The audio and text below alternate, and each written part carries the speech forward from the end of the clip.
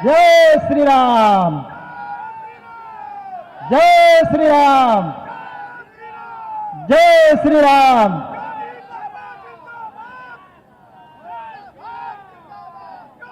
हमारे हमारे हमारे बीच हम लोगों के मुखिया यशस्वी मुख्यमंत्री माननीय श्री योगी आदित्यनाथ जी मंचासीन हो चुके हैं। हमारा पूरा अधिवक्ता समाज, सेंट्रल बार, बनारस बार के सारे अधिवक्ता उनका इस प्रांगण में अभिनंदन स्वागत करता है।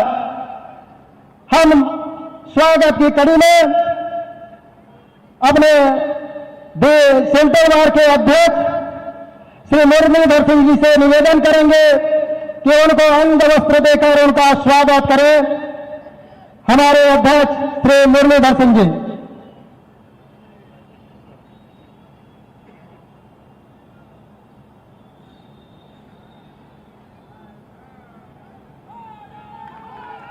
हमारे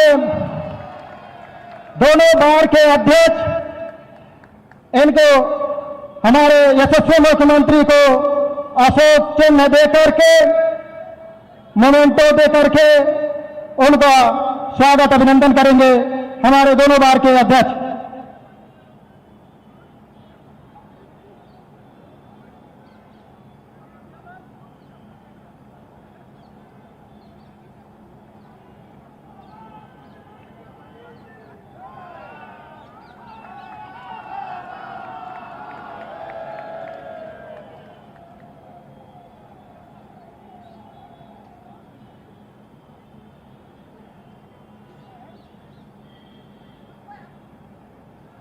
मंच पर विराजमान हमारे अतिथिगण, हमारे चहेते यशस्वी मुख्यमंत्री को गदा देकर के उनका अभिनंदन स्वागत करेंगे हमारे मंचासीन अतिथिगण।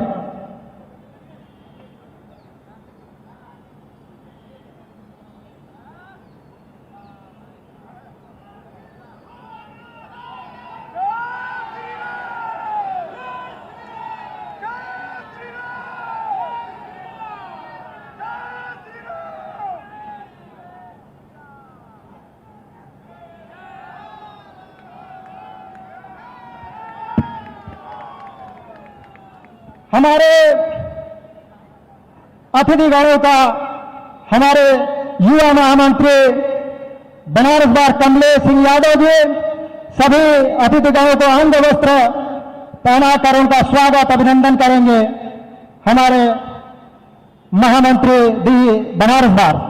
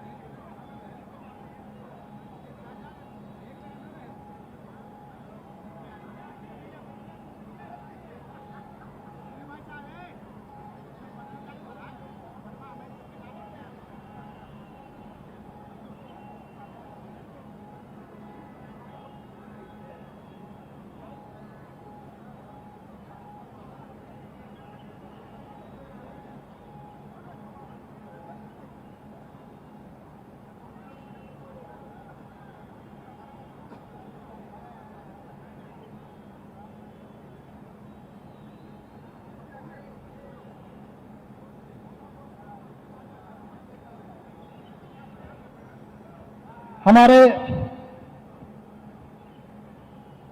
लोकप्रिय विधायक श्री नीलकंठ तिवारी जी दी बनारस बार के महामंत्री जी का अंगवस्त्र देकर स्वागत कर रहे हैं। अब हम दी सेंट्रल बार के अध्यक्ष श्री मुरलीधर सिंह को बुलाना चाहेंगे। वो हमें और माननीय मुख्यमंत्री जी का स्वागत अपने उद्बोधन से करें।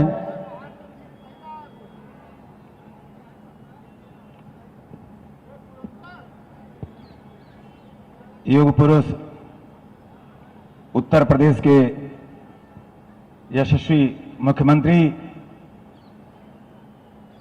श्रद्धेय योगी आदित्यनाथ जी, मंच पर विराजमान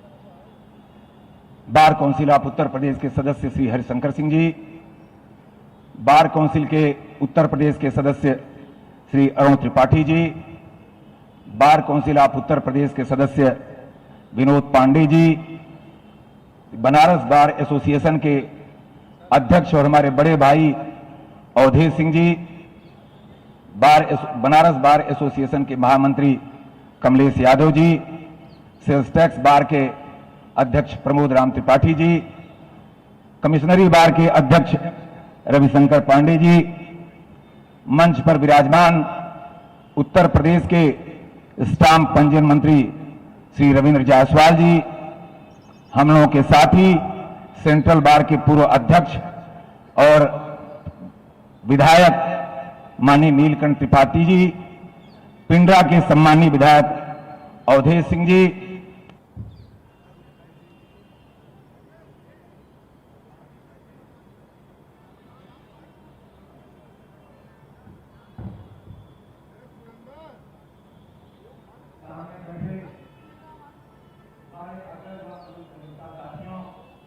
बहनों, बड़े परम सौभाग्य का विषय है कि आज हम अपने बीच में अपने मुखिया प्रदेश के मुख्यमंत्री माननीय योगी आदित्यनाथ जी को पाकर आह्लादित हैं। हम उनका अभिनंदन करते हैं, वंदन करते हैं और सेंट्रल बार एसोसिएशन था बनारस बार एसोसिएशन उनके प्रति आभार व्यक्त करता है कि उन्होंने अपने बहुमूल्य समय में से यह समय हमको दिया। मित्रों, बताने की जरूरत नहीं है कि जब से हमारे यशस्वी मुख्यमंत्री जी उत्तर प्रदेश की बागडोर संभाले हैं, पूरे उत्तर प्रदेश में कानून का राज स्थापित हुआ है, माफिया राज, गुंडा राज का खात्मा हुआ है, कानून व्यवस्था सुदृढ़ हुई है और प्रदेश उत्तरोत्तर प्रगति के पथ पर जा रहा है।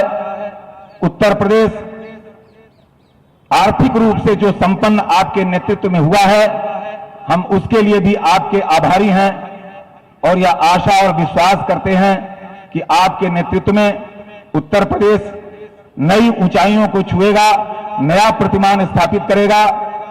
अधिवक्ता समाज आप द्वारा बनाए गए विधान को जनता तक पहुंचाने का कार्य करता है और यह अधिवक्ता समाज विधि की शक्ति है और हम बराबर आपके कंधे से कंधा मिलाकर और कानून का राज स्थापित करने के लिए आपके सहयोगी के रूप में प्रतिबद्ध हैं व रहेंगे।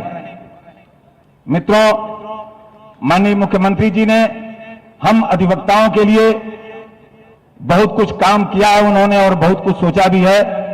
अधिवक्ता कल्याण की धनराशि 1.5 लाख से 5 लाख करने का काम आपने किया।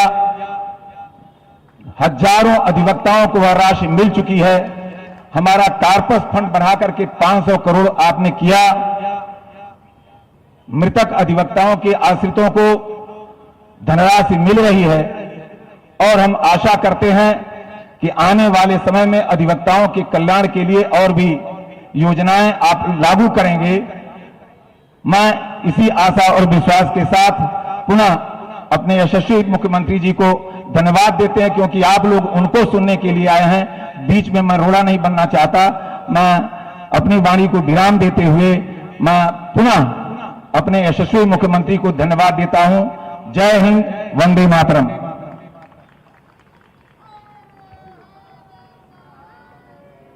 सही बात है। हमारे अध्यक्ष जी ने कहा जो कि ये उत्तर प्रदेश हमारे यशस्वी मुख्यमंत्री के हाथों में सुरक्षित है। हम लोग सुरक्षित हैं, माताएं सुरक्षित हैं, बहनें सुरक्षित हैं और हम लोगों का भी कर्तव्य है कि इस सुरक्षा की दृष्टि से ये कमान हमारे मुखिया के हाथों में होना चाहिए। हम बीच में हमारे खड़े कुछ अधिवक्ता बंधु हैं, हम उनसे विनम्र निवेदन करते हैं कि वो पीछे जाकर अपने सीट ग्रहण करें, क्योंकि पीछे हमारे मुखिया का दर्शन भी नहीं कर पा रहे हैं पीछे के अधिवक्ता। अब हम तनिक भी देर न करते हुए अपने यशस्वी मुख्यमंत्री जी से आग्रह करते हैं कि हमारे अधिवक्ता बंधु आपके उद्बोधन को सुनने के लिए बेकरार है, आप आए और अपने मुखार बिंदु से उद्बोधित करें, हम लोगों को गौरवान्वित करें।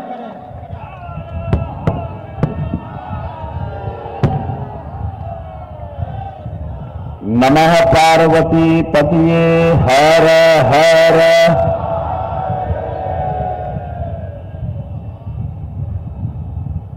समाज के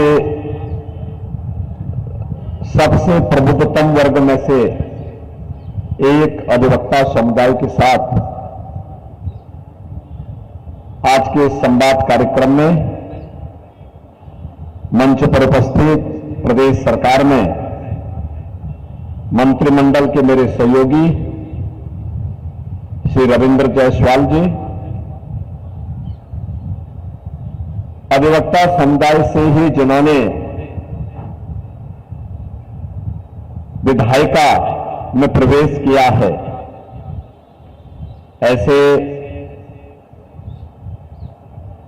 काशी के दक्षिण क्षेत्र से विधायक डॉक्टर नीलकंठ तिवारी जी, काशी विद्यापीठ में अध्यापन से अब जनता की सेवा के लिए समर्पित भाव के साथ कार्य कर रहे पिंडरा के हमारे माननीय विधायक doctor Awadhesh Singh ji, the central bar association Banaras के अध्यक्ष Shri Murlidhar Singh ji, the Banaras bar association के अध्यक्ष Shri Awadhesh Kumar Singh ji, commissionary bar association के अध्यक्ष Shri Ravishankar Tripathi ji, sale tax bar association के अध्यक्ष Shri Pramod Ram Tripathi ji, income tax bar association के अध्यक्ष श्री प्रकाश गुप्ता जी, सदस्य बार काउंसिल उत्तर प्रदेश हरिशंकर सिंह जी, सदस्य बार काउंसिल अरुण कुमार त्रिपाठी जी, सदस्य बार काउंसिल श्री विनोद कुमार पांडे जी, सदस्य बार काउंसिल प्रशांत सिंह अटल जी, मंच पर उपस्थित the central bar association Banaras के महामंत्री Shri Surendranath Pandey ji, the Banaras bar association के महामंत्री कमलेश सिंह यादव जी और यहां पर आज के अधिवक्ता समुदाय के साथ उपस्थित यहां पर मेरे सभी अधिवक्ता बहनों और भाइयों, ये मेरा सौभाग्य है कि दुनिया की सबसे पवित्र आध्यात्मिक और सांस्कृतिक नगरी काशी के अपने अधिवक्ता समुदाय के आज के इस कार्यक्रम में यहां के सभी बार एसोसिएशन के संयुक्त प्रयास से सेंट्रल बार एसोसिएशन भी है, द बनारस बार एसोसिएशन भी है, कमिश्नरी bar association, sale tax bar association, income tax bar association, इन सब के संयुक्त प्रयासों से आज मुझे आप सबसे संवाद करने का अवसर प्राप्त हुआ है। संवाद के इस कार्यक्रम में मैं सबसे पहले आप सबको हृदय से धन्यवाद देते हुए आपका हृदय से अभिनंदन करता हूं, स्वागत करता हूं। बहनों और भाइयों, हम सब जानते हैं रूल ऑफ लॉ क्या? सबसे पहली शर्त होती है कानून का राज, सुरक्षा। इस शासन के लिए पहली शर्त है कि कानून का राज हो और कानून के राज के लिए सुरक्षा सबसे पहली शर्त है। और इसलिए हम एक दूसरे के पूरक हैं। अधिवक्ता समुदाय विधायिका के द्वारा बनाए गए अधिनियम को प्रभावी ढंग से उसको क्रियान्वित करने का काम करता है। और मैं बार बार इस बात को कहता हूं, जब व्यक्ति अपनों से पीड़ित होता है, अपनों से धोखा खाता है, वह भले ही अपने परिवार के सदस्य के कहने पर कहीं हस्ताक्षर न करता हो, लेकिन उसका अधिवक्ता जहां कहीं उसे हस्ताक्षर करा दे वहां हस्ताक्षर करके एक विश्वास व्यक्त करता है। आपकी ये यूनिफॉर्म उस विश्वास की प्रतीक है, आप स्वयं उस विश्वास के प्रतीक है।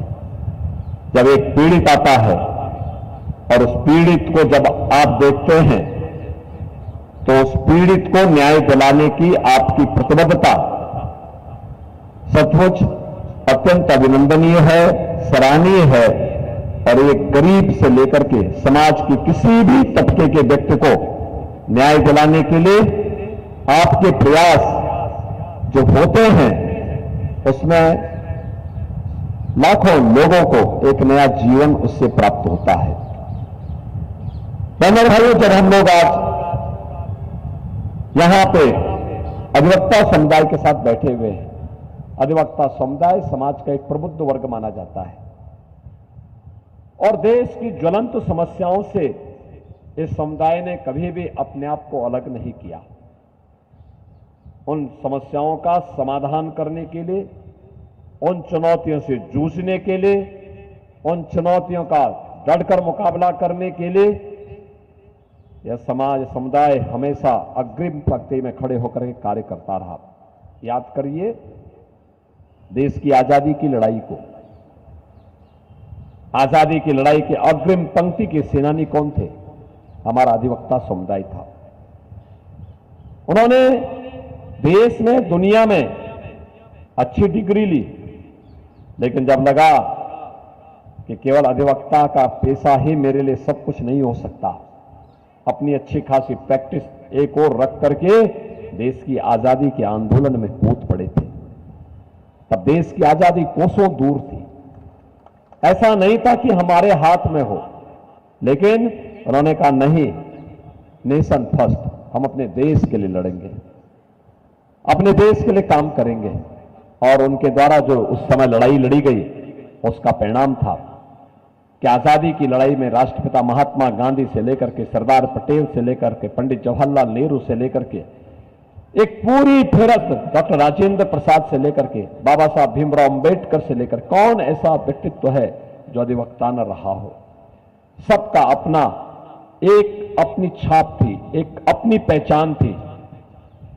मोतीलाल नेहरू से लेकर के, मालवीय जी से लेकर के, चोरी चोरा की घटना में जब फांसी दी गई थी वहां के क्रांतिकारियों को, गोरखपुर के क्रांतिकारियों को, तो उनकी पैरवी करने के लिए कई घंटों तक उनकी पैरवी करने के लिए स्वयं मालवीय जी खड़े रहे और उनमें से बहुत सारे लोगों को उन्होंने फांसी के फंदे में जाने से बचाया था। बहनों और भाइयों, यह आजादी के समय के बाद और आजादी के बाद भी जब भी देश के सामने चुनौती आई, अधिवक्ता समुदाय डट करके खड़ा हुआ। और जब लोकतंत्र के इस महापर्व में हम खड़े हों, अधिवक्ता समुदाय कहां से अपने आप को पीछे कर सकता है? और यही आह्वान करने के लिए हम लोग आए हैं। काशी 10 वर्ष में आपने बदलते हुए भारत को भी देखा है, 7 वर्ष में बदलते हुए उत्तर प्रदेश को भी देखा है, और पिछले 10 वर्ष के अंदर एक बदली हुई काशी, एक भव्य और दिव्य काशी, एक नव्य काशी भी आप सब देख रहे हैं। बहनों और भाइयों, ये जो बदलाव है, इस बदलाव का नेतृत्व भले ही आपके द्वारा चुने गए प्रतिनिधि के रूप में भारत के यशस्वी प्रधानमंत्री मोदी जी कर रहे हैं, लेकिन इसका श्रेय तो आपको जाता है। काशीवासियों को जाता है। जिन काशीवासियों ने मोदी जी को अपना प्रतिनिधि चुन करके देश की संसद में भेजा, वे देश के प्रधानमंत्री बने। आज बदलाव का लाभ न केवल काशी, न केवल उत्तर प्रदेश, बल्कि पूरा देश ले रहा है, पूरी दुनिया ले रही है। कोई भी आज के दिन पर दुनिया के अंदर संकट आता है, दुनिया आशा भरी निगाहों से भारत की तरफ देखता है, मोदी जी की तरफ देखता है। आज देश की सीमाएं सुरक्षित हैं। अब वो दिन गए जब सरकारें कहती थी आतंकवाद तो सीमा पार का है। अब सीमा पार का आतंकवाद नहीं हो रहा। आतंकवाद की समस्या का समाधान, नक्सलवाद की समस्या का पूरी तरह समाधान। अब तो थोड़ी भी कहीं कोई हरकत दिखती है तो पाकिस्तान पहले सफाई देता था, कहता साहब मेरा हाथ नहीं है, मैं इसमें मेरा कोई भूमिका नहीं है। ये बढ़ती हुई भारत की ताकत है। एक नए भारत का दर्शन हो रहा है। इंफ्रास्ट्रक्चर आज भारत का देखिए, वर्ल्ड क्लास इंफ्रास्ट्रक्चर, 2 लेन, 4 लेन, 6 लेन, 12 लेन के हाईवे, एक्सप्रेसवे का संचालन, ट्रेन्स अब मीटर गेज की स्पीड से नहीं, बुलेट ट्रेन की स्पीड से चल रही है। नए नए उसके मॉडल आ रहे हैं, नई ब्रांड के साथ भारतीय रेल, वंदे भारत, अमृत भारत, नमो भारत के रूप में। आज आप जाके देखेंगे, आपको दुनिया के बेहतरीन ट्रेन की सुविधा आज आप भारत के अंदर इन सभी में से, मोदी जी के इस नए मॉडल में से देख सकते हैं। मेट्रो की सुविधा, और काशी में तो अब देश का सबसे बड़ा रोपवे कैंट स्टेशन से लेकर के काशी विश्वनाथ धाम तक पहुंचने के लिए रोपवे का निर्माण इस वर्ष के अंत तक काशी वासियों को प्राप्त हो जाएगा। 1 लाख श्रद्धालु प्रतिदिन इस रोपवे का उपयोग करेगा। बहनों और भाइयों, काशी की सड़कें, काशी को जोड़ने वाले सभी सड़कें, काशी में गलियों के अंदर हुआ विकास, झूलते हुए तारों से मिली मुक्ति, काशी के घाट, काशी में गंगा जी की अविरलता और निर्मलता, और काशी से आज न केवल सड़क परिवहन और रेलवे का, बल्कि इंटरनेशनल एयरपोर्ट की जो सुविधा मिली है, और वाटरवे के रूप में काशी का हल्दिया के साथ जुड़ जाना, यह अपने आप में एक ऐसी सौगात है जो दिखाता है कि हर प्रकार की कनेक्टिविटी का केंद्र काशी बना है। आज काशी में क्या नहीं है? आज काशी में काशी विश्वनाथ धाम आप देख सकते हैं। जिस काशी विश्वनाथ, भगवान काशी विश्वनाथ के मंदिर में पहले 50 श्रद्धालु एक साथ आ जाता था, सोचना पड़ता था कैसे होगा। आज 50,000 श्रद्धालु भी एक साथ आ जाए तो काशी विश्वनाथ मंदिर में दर्शन करने में कोई दुविधा नहीं। 8-8 लाख, 10-10 लाख श्रद्धालु एक दिन में दर्शन कर लेते हैं। नाम काशी का होता है, काशी की पहचान होती है, दुनिया काशी की तरफ आकर्षित होती है। और जब आकर्षित होती है तो यहां का व्यवसाय भी फलता फूलता है। होटल व्यवसाय, रेस्टोरेंट का, टैक्सी का, नावों का, दुकानों का, प्रसाद का, हर एक तबके का। और फिर काशी के बारे में जो लोगों की धारणा थी, आज उस धारणा को बदल करके एक नव्य और दिव्य काशी में कोई आता है, अभिभूत होकर के जाता है, अभिभूत होकर के जाता है। हमारा भी तो कोई अधिकार है काशी के लिए, हमारा भी तो कोई दायित्व है काशी के लिए। और बाबा विश्वनाथ की इस पावन धरा के लिए हम कुछ कर सके, इससे बढ़कर के और क्या हो सकता है।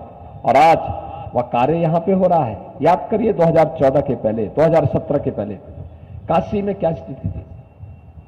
रंगदारी आम बात थी, माफिया हावी थे, हर कार्य में माफिया का हस्तक्षेप होता था, अराजकता चरम पर थी। कौन नहीं जानता है, यहीं के एक व्यवसायी नंदकिशोर रोंगटा का अपहरण होता है, फिरौती ली जाती है, मार करके फेंक दिया जाता है। माफिया राज था पूरे प्रदेश में, देश के अंदर आतंकवाद और नक्सलवाद हावी था।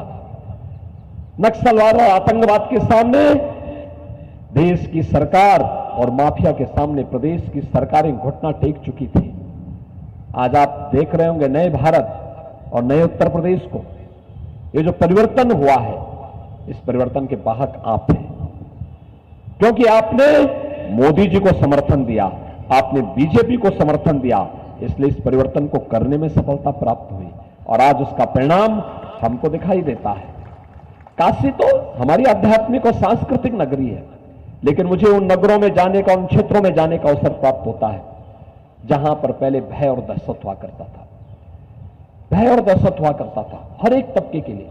बेटी स्कूल नहीं जा सकती थी, व्यापारी व्यापार नहीं कर सकता था, अगर कोई व्यक्ति घर के बाहर गया है तो भय और दहशत, परिवार के लोग इसमें रहते, पता नहीं क्या कब कौन सी घटना की समाचार आ जाए।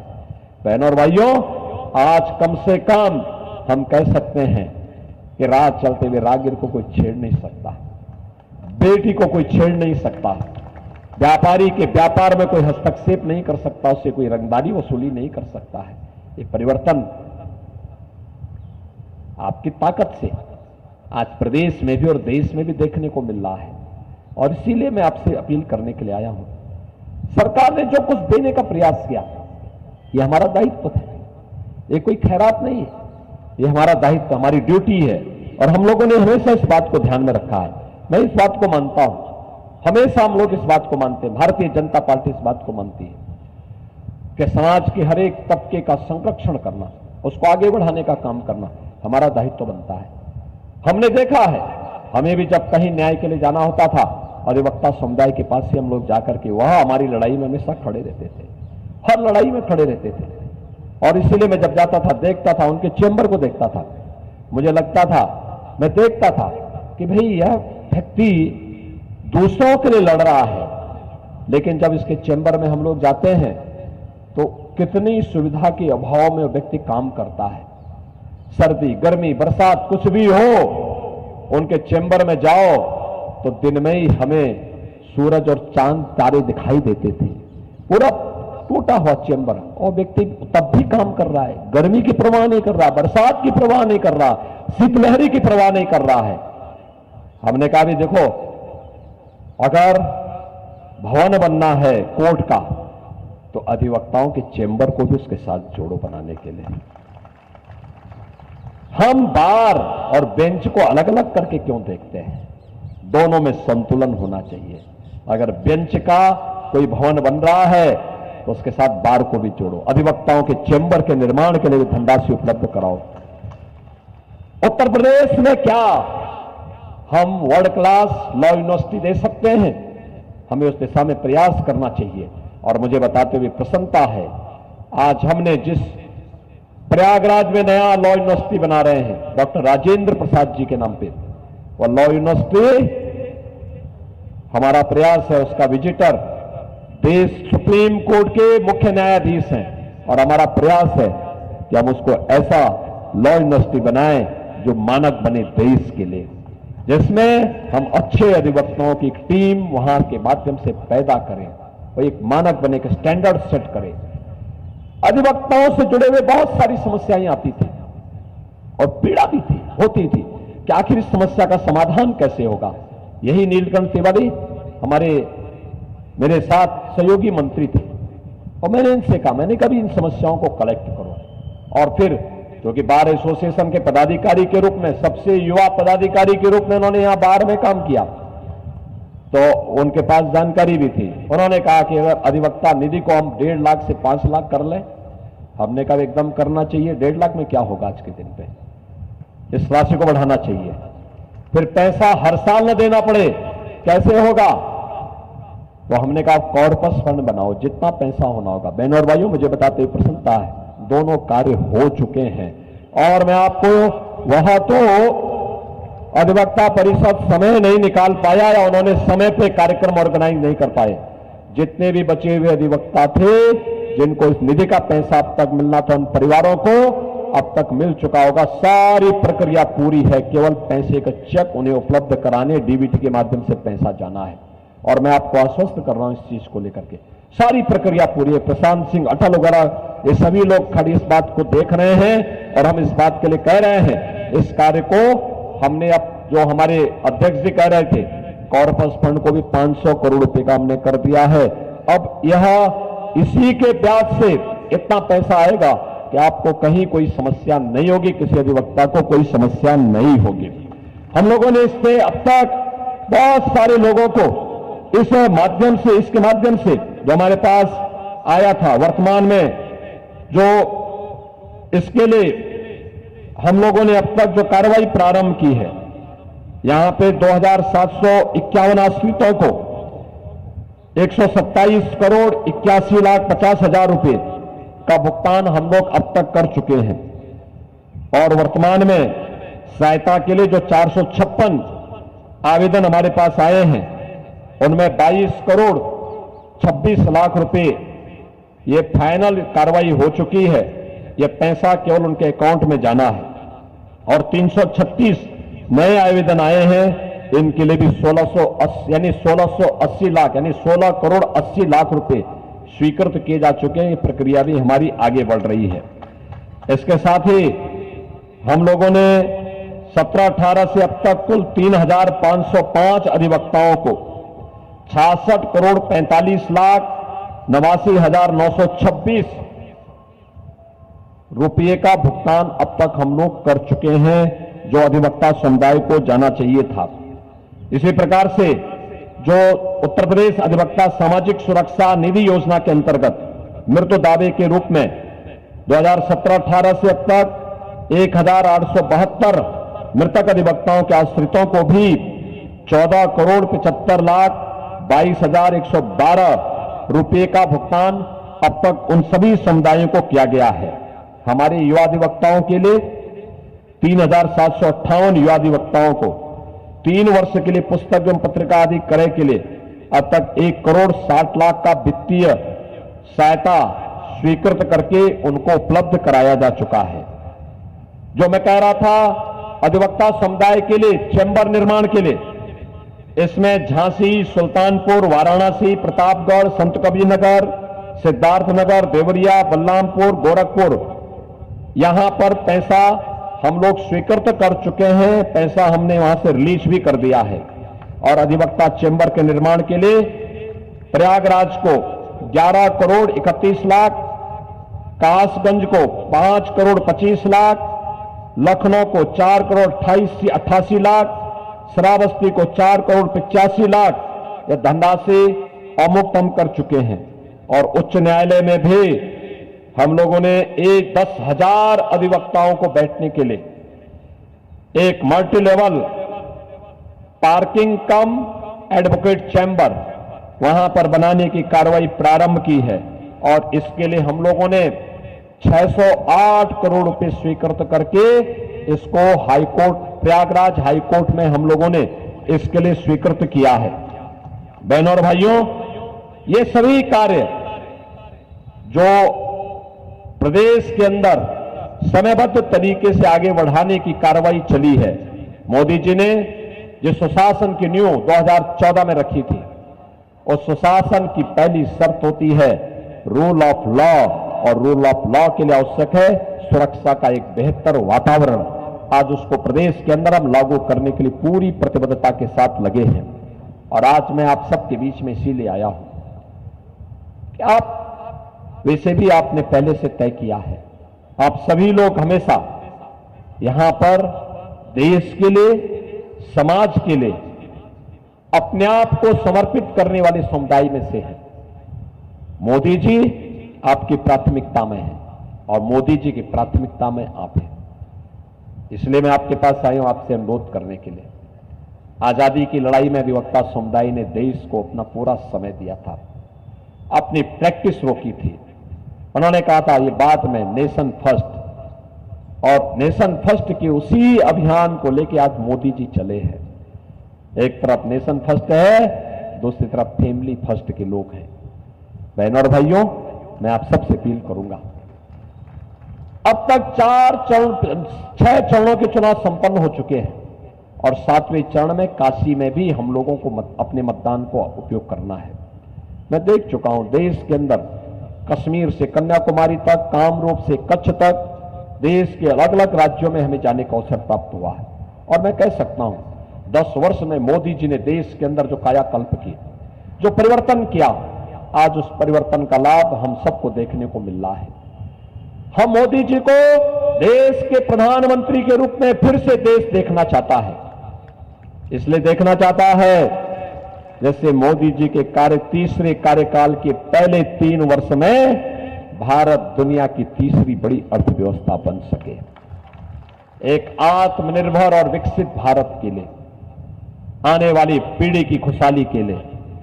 आज मुझे बताओ, विरासत भी है तो विकास भी है, सुरक्षा भी है तो सम्मान भी है, विकास के स्थानीय कार्य भी हैं तो गरीब कल्याण के कार्य भी हैं, और ये सब कार्य हुए हैं मोदी जी के नेतृत्व में।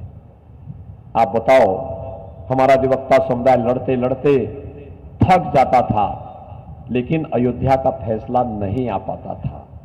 आज तो अयोध्या में भगवान राम का भव्य मंदिर का निर्माण भी हो गया है, भव्य मंदिर का निर्माण भी हो गया है, अब तो कोई संदेह ही नहीं। और काशी में तो आप और भी कुछ कर रहे हैं।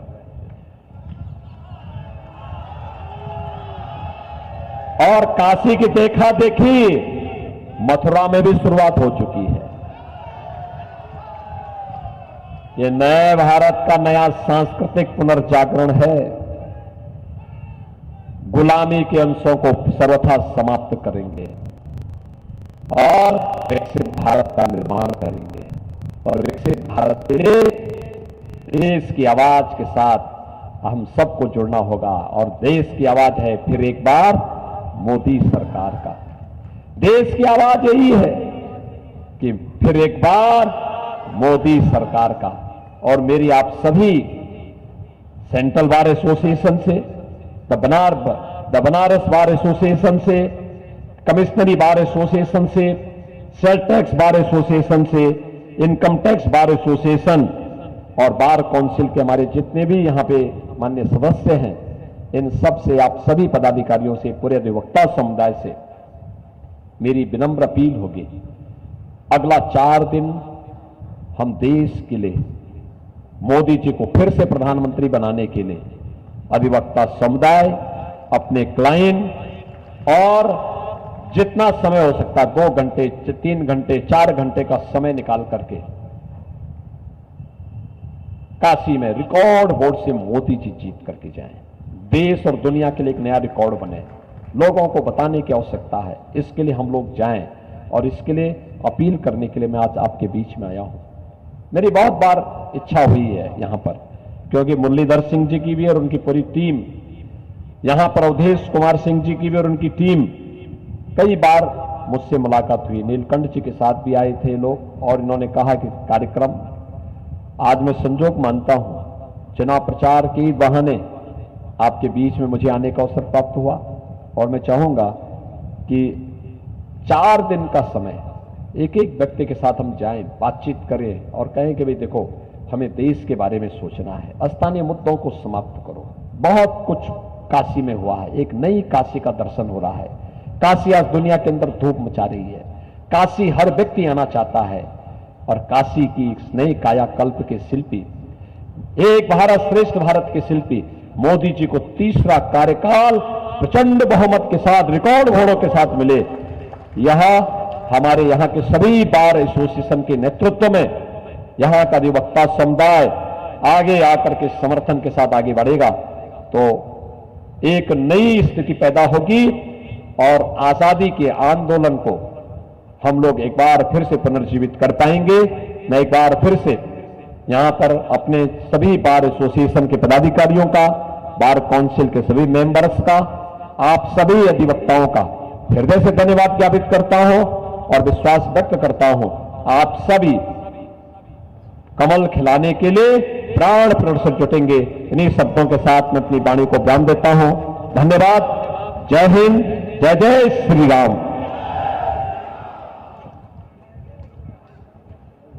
हर हर महादेव। अपने माननीय मुख्यमंत्री जी को हम और पूरा सेंट्रल बार, बनारस बार, इनकम टैक्स, सेल टैक्स, सारे अधिवक्ता, इस काशी क्षेत्र के सारे अधिवक्ता आपको आश्वस्त करते हैं कि आपके सोच पर हमेशा खरे उतरेंगे।